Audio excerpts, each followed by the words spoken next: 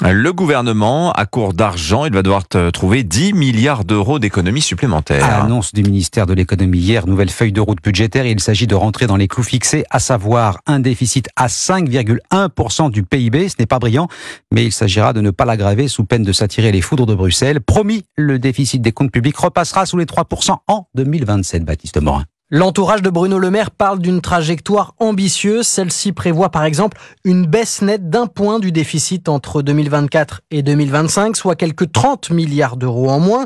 Trajectoire intenable pour l'ex-magistrat de la Cour des comptes, François Eccal. C'est arrivé dans des périodes de rebond de l'activité après crise. En 2011, 2021, sinon c'est arrivé une fois, c'était en 96, c'était l'effet du plan Juppé. Je ne pense pas du tout qu'on soit en situation de faire la même chose.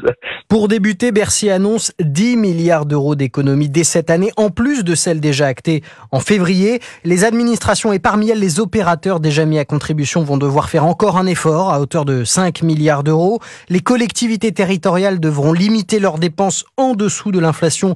2,5 milliards d'euros sont attendus. Et la fameuse taxation des rentes sur les énergéticiens et les rachats d'actions notamment, 2,5 milliards d'euros également.